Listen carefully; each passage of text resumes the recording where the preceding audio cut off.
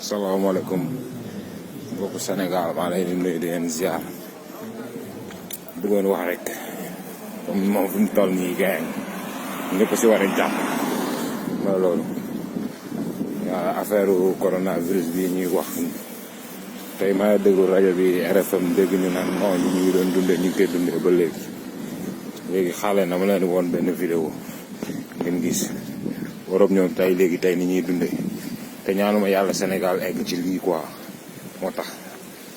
ndax ñooñ di wax noonu naan ni ñu doon dundee la ñu dundee nekk si marché di liggéey jéemuñ jël benn précaution am na affaire fu muy toll dëkk nii lay mel xool leen dëkk bi xool leen baar yi fii la nit ñi daan toog di naan tey seeni borom jommi nañ ndax duñu liggéey xool leen oto yi di daw nii yëpp dañu am autorisation ba ci man mii di dox dama am autorisation pour dox ci mbedd bi ndax sama liggéey moo tax waaw di profité di wax ne mbokku moodu yi ak jabaru moodu yi ak gelu moodu yi ku ci sa jëkkër wala sa far ren weer yi yónneewul wala lu mu la doon yónnee mu wàññi ko ngeen xam ne lii moo ko waral dëkk bee ngi nii fii yëpp suñu mbokk Sénégal day fi doon taxaw di daan seen doole góor yàlla fi lañ daan taxaw di liggéey tey kenn mënu fee taxaw kenn mënu fee liggéey gis ngeen mbedd bi nu mel nii mbedd bee ngi nii picc doxul ñu fi nekk di dox ne si néew dañuy rëcc génn war a dem jëndi dawaat dugg ndaxte bu ñu jàppee lu ne mën na leen si fekk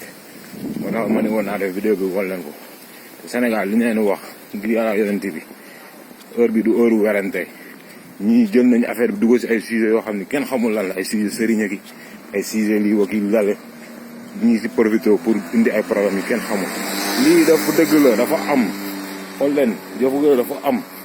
lii lan la lii àdduna bu tukki la bëccëgu ndaar kàmb kenn mënul dox kenn mënul dem kenn mënul ñëw ndax feebar bi fi leen toll ñun Sénégal yàlla dimbali nañu tollooguñu foofu kon li leen médicaux yi di wax li leen médecins yi di wax li leen ministère de la santé di wax jéem leen ko topp ngeen def ko ngir ñu bañ a egg ci lii ndaxte ñun bés bu ñu eggee ci lii ndax ñii ils sont très bien organisés ba nga xam ne lii fi mu toll nii ñi toog seen kër yi amuñu benn problème mais Sénégal bu ñu fa toll woon dina ñàng de dina ñàng trop kon nag xam nga comme affaire bi garaawagu fa noonu parce que fii ñii am nañu dee fii am nañ ay cas yoo xam ne kenn xamul nu mu toll ñun nag eggaguñu foofu yëpp yàlla dimbali ni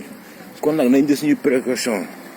élèves yi jàngeetuñu université yi jàngeetuñu toog leen seen biir kër yi bàyyi leen lépp lu ngeen doon def toog leen seen biir kër yi ñu mënut a ñàkk génn nañu génn jël seeni précaution yu mat sëkk waaw parce que lii dafa garaaw xam nga dëkk bi da ngay bëgg a jooy sax waaw xool leen lii kenn amul foo dox kenn amul fenn te xoolal bu ma fi toogoon tuuti léegi police fekk ma fi neemal lay dox ci mbedd bi gis ngeen lii kon Sénégal yeewul leen bàyyi leen werante bi heure bi du heure werante jàppante leen te leen xam ngeen xam na leen def li ñuy wax coronavirus bi ku fi taxaw naan du dëgg da ngay nax sa bopp santal yàlla bi mu la dalawul yàlla nañu yàlla aar yàlla ñi mu dal Sénégal ñëpp yàlla nañu wér ñu mu dal si àdduna bi yàlla nañu wér yàlla teggal ñu ko ñu dellu suñuy activité te buñ ci jugee nag ñu xam ni set dañ doon wax ay setal chaque jour léegi nag di ngeen set li muy jëriñ set ngeen nii li muy jëriñ tey ku sete woon ci mbedd mi set nga sa bopp di nga raxas sa loxo 10 000 fois si journée bi wasalaam yaa ngeen def waay yàlla nañu yàlla dolli sutura sàmm ñu